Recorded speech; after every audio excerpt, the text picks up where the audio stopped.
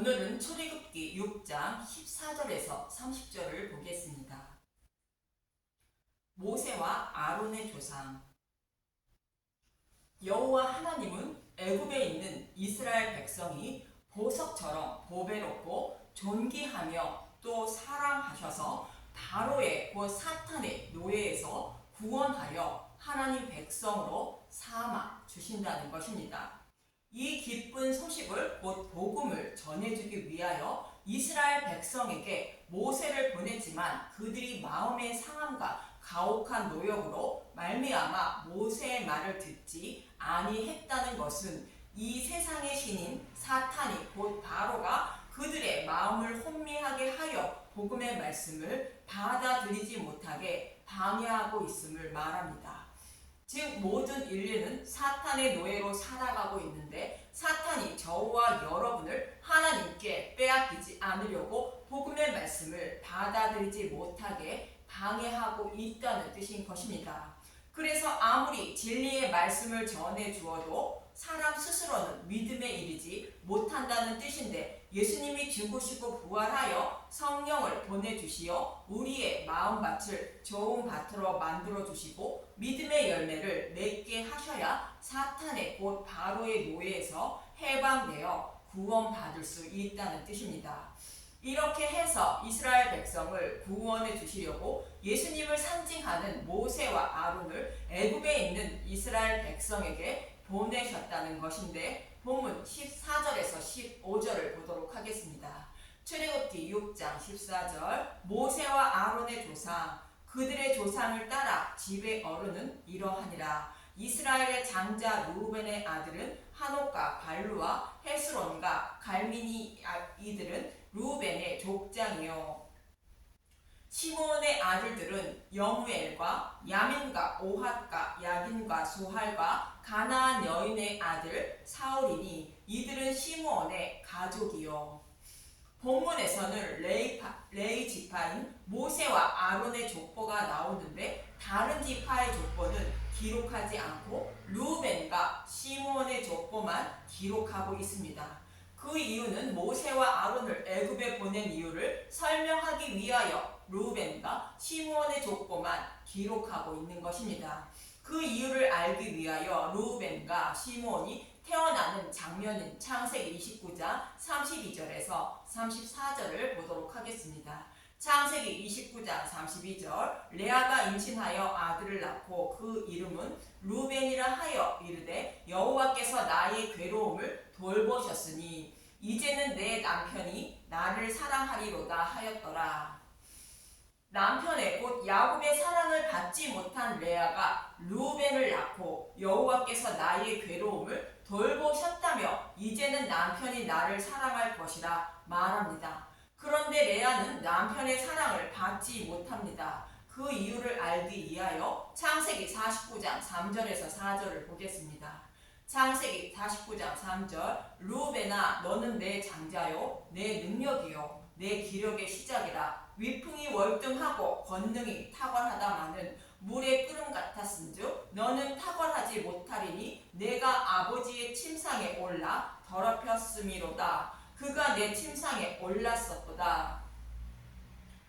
루벤아 너는 장자라고 말하며 아버지 침상에 올랐었다고 말합니다.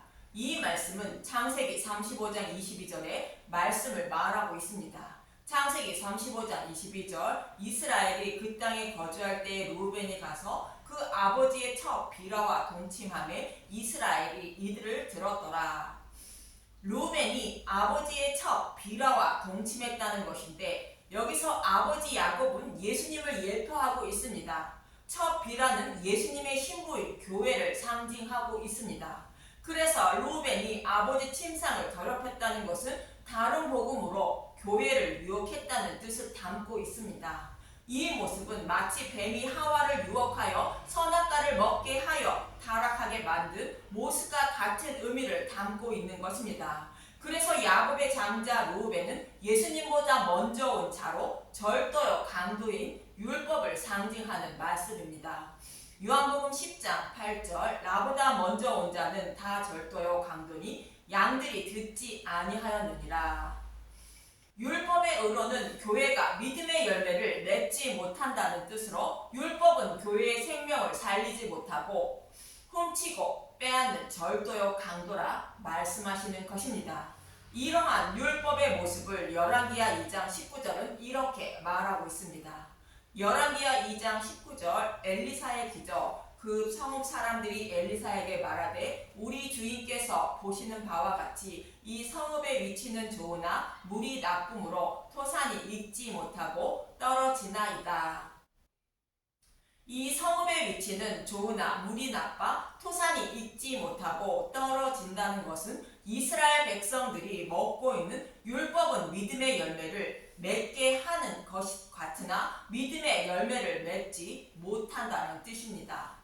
다시 말하면 율법의 행위로 구원받을 것 같으나 구원받지 못한다는 뜻인 것입니다. 이러한 의미로 레아는 곧 교회는 장자 루벤을 낳고 남편이 곧 예수님이 사랑해 줄 것으로 생각했으나 사랑받지 못한 것으로 루벤은 율법을 상징하며 율법을 지켜 의롭다 여김을 받으려는 자는 남편인 예수님의 사랑을 받지 못한다는 것으로 구원받지 못한다는 뜻입니다.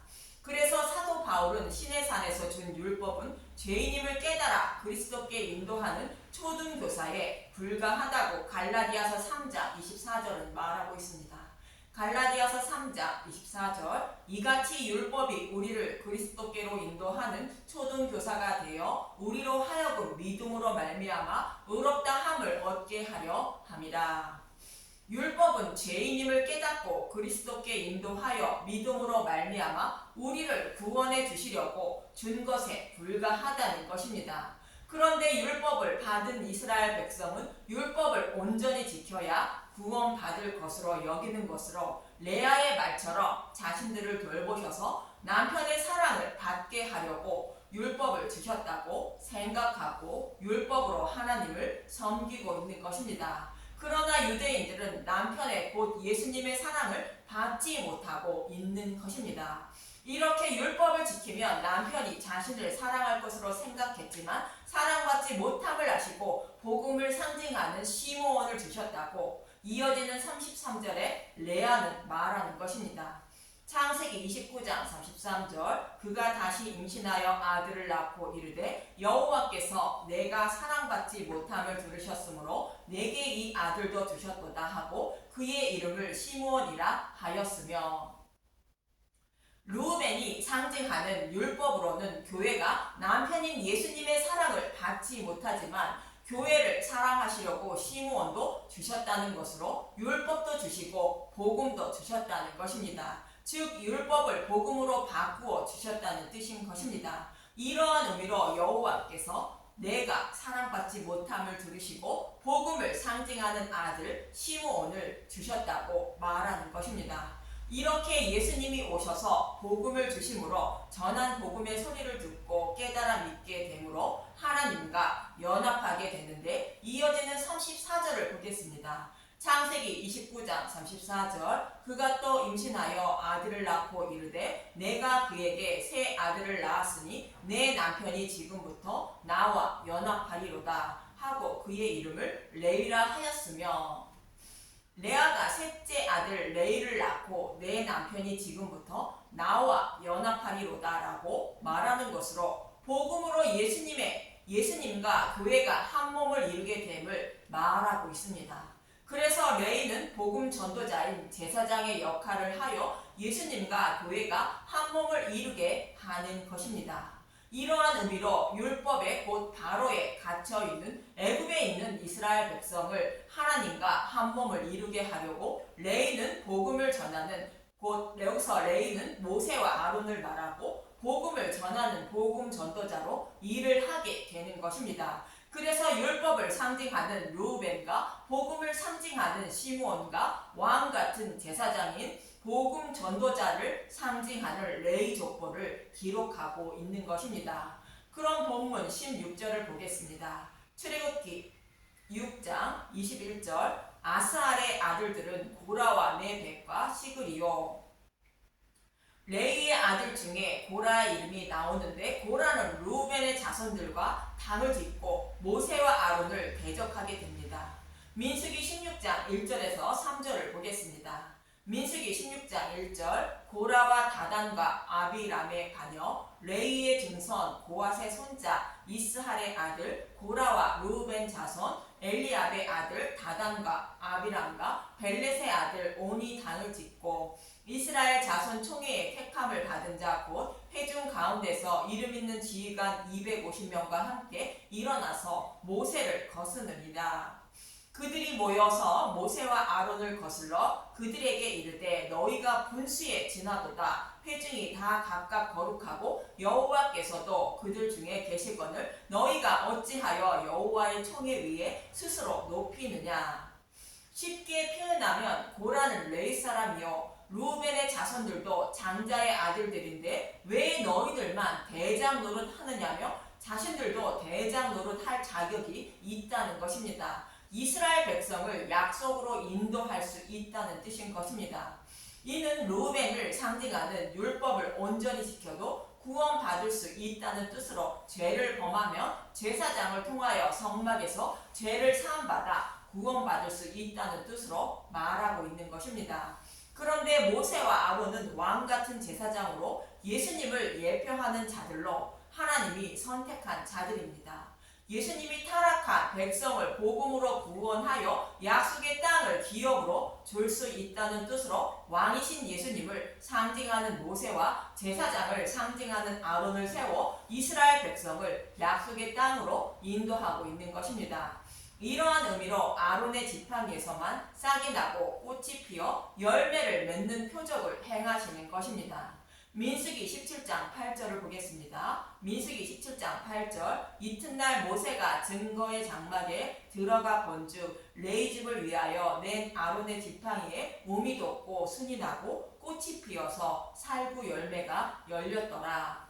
아론의 지팡이는 우리의 목자이시며 대제사장인 예수님을 상징하는데 죽어있던 지팡이에 움이 솟고 순이 나고 꽃이 피어서 살구 열매가 열렸다는 것은 예수님이 죽으시고 부활하여 양들의 목자가 되셨다는 뜻으로 양들은 곧 저와 여러분을 상징하고 약속의 땅으로 인도하는 분이라는 뜻인 것입니다.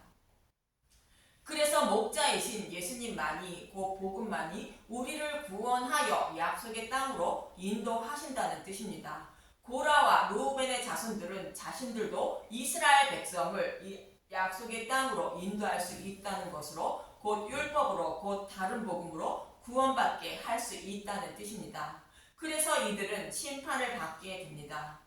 사도 바울은 갈라디아서 1장 6절에서 9절에 이렇게 말하고 있습니다. 갈라디아서 1장 7절 다른 복음은 없나니 다만 어떤 사람들이 너희를 교란하여 그리스도의 복음을 변하게 하려 함이라. 그러나 우리나라 혹은 하늘로부터 온 천사라도 우리가 너희에게 전한 복음에 다른 복음을 전하면 저주를 받을지어다.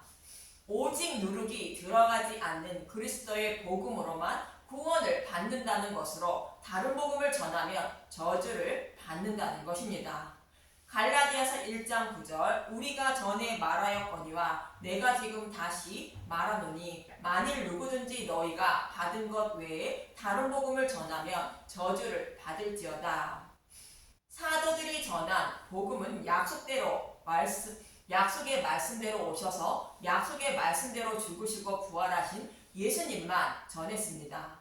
이것 말고 다른 것을 추가한 것을 전하면 저주를 받는다고 말하는 것으로 다른 복음을 들으면 내 안에 계신 성령님이 믿음의 열매를 맺게 하시는 일을 하지 않으므로 구원받지 못하는 것입니다. 그래서 다른 복음을 전하면 저주를 받는다고 말하는 것인데 이어지는 10절은 이렇게 말하고 있습니다. 갈라디아서 1장 10절 이제 내가 사람들에게 좋게 하랴 하나님께 좋게 하랴 사람들에게 기쁨을 구하랴 내가 지금까지 사람들의 기쁨을 구하였다면 그리스도의 종이 아니니라. 사도 바울은 사람의 마음을 기쁘게 하는 말은 전하지 않았다는 것으로 누룩이 들어간 다른 복음은 전하지 않고 오직 예수님의 죽으심과 부활만 전하는 것이 하나님을 기쁘게 한다는 것으로 구원받을 수 있다는 것입니다. 이 말씀처럼 고라와 루벤의 아들들이 당을 짓고 모세와 아론을 대적한 것은 다른 복음을 전하여 곧 율법을 전하여 예수님을 대적하는 자들로 하나님의 저주를 받았던 것입니다. 본문 25절을 보겠습니다. 출애굽기 6장 25절 아론의 아들 엘리아살은 부디엘의 딸 중에서 아내를 맞이하였고 그는 비느하스를 낳았으니 이들은 레위 사람의 조상을 따라 가족의 어른들이라. 민수기 25장에서 이스라엘 백성이 모압 여자의 유혹에 넘어가 다른 복음을 따르게 됩니다. 그러자 비느하스가 달려가 이들을 심판하게 됩니다. 민수기 25장 7절 보겠습니다. 제사장 아론의 손자 엘르아살의 아들 비느하스가 보고 회중 가운데서 일어나 손에 창을 들고 그 이스라엘 남자를 따라 그의 막사에 들어가 이스라엘 남자와 그 여인의 배를 꿰뚫어서